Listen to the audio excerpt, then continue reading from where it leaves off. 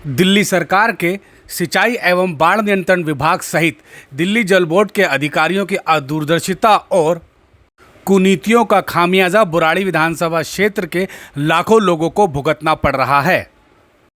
राजधानी में पिछले एक महीने से लगातार मूसलाधार बारिश हो रही है और इस बारिश के दौरान भी दिल्ली जल बोर्ड के अधिकारियों को बुराड़ी की मुख्य सड़कों पर खुदाई करने का कार्य करते हुए देखा जा सकता है।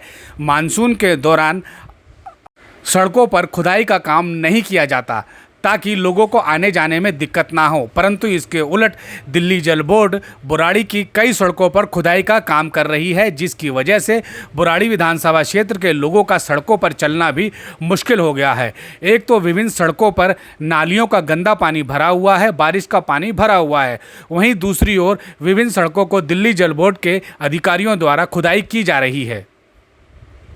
ऐसे में बुराड़ी विधानसभा क्षेत्र के अधिकांश रास्ते बंद पड़े हुए हैं।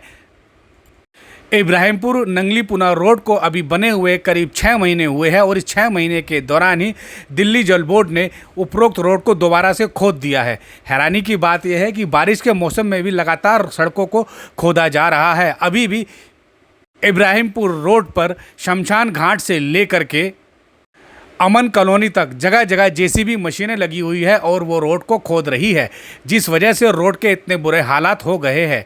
यह बुराड़ी के कादीपुर गांव की मुख्य सड़क का हाल है। इस सड़क का निर्माण अभी लगभग 3 महीने पहले ही हुआ था।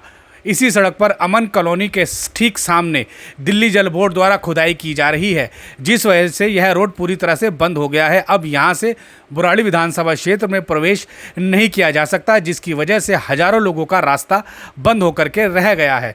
दिल्ली जल बोर्ड की यह लापरवाही बुराड़ी विधानसभा क्षेत्र के लोगों को रास नहीं आ रही है। आखिर बारिश के मौसम में इस तरह से खुदाई करना कौन सी पॉलिसी है, जबकि इससे पहले यह निर्धारित होता था कि बारिश के दौरान किसी भी सड़क की खुदाई नहीं होगी। यह गायत्री गौशाला के ठीक सामने का दृश्य है। नंगलीपुना इब्राहिमपुर रोड पर गायत्री गौशाला के सामने भी रोड पर इसी तरह से बड़े बड़े गड्ढे बने हुए हैं। आप देख सकते हैं कि यहाँ पर भी रोड का निर्माण करीब 6 महीने पहले हुआ था और 6 महीने के दौरान ही रोड पूरी तरह से बह गई। अब यहाँ से पैदल निकलना भी बहुत मुश्किल हो गया है। दुपहिए वाहन चालक इसी गड्ढों में गिर गिर कर चोटिल हो रहे हैं, लेकिन इससे दिल्ली सरकार को या दिल्ली जल बोर्ड को या सिंचाई एवं बाढ़ नियंत्रण विभाग के अधिकारियों को कोई लेना देना नहीं है। स्थानीय जनप्रतिनिधि विशेषकर विधायक संजीव झा भी अपनी इस जिम्मेवारी से मुंह मोड़े हुए हैं। लोगों का कहना है कि मानसून के दौरान सड़कों पर खुदाई नहीं होनी चाहिए। खुद विधायक संजीव झा को इस मामले में संज्ञान लेना चाहिए और खुदाई के काम को बंद करवाना चाहिए, लेकिन दिल्ली जल बोर्ड ने जिस एजेंसी को सीवर लाइन डालने की जिम्मेवारी दी है, वह एजेंसी धींगा मस्ती पर उतरी हुई है और अपनी मनमर्जी से काम कर रही है, क्योंकि दिल्ली जल बोर्ड का कोई भी अधिकारी उन्हें रोकने को तैयार नहीं है और जगह जगह सड़क को खोदा जा रहा है। इन गड्ढों में फंसकर जहां दुपहिया वाहन चालक गिर रहे हैं, वहीं बड़े बड़े वाहन चालक भी इसमें फंस रहे हैं। अनेकों ऐसी घटनाएं हो चुकी है और कई ई रिक्शे इसमें पलटकर घायल हो चुके हैं। ठीक ऐसी ही हालत कुशक रोड की बनी हुई है। कुशक रोड में अंदर प्रवेश करते ही आपको मैं बदतर हालत दिखाता हूँ।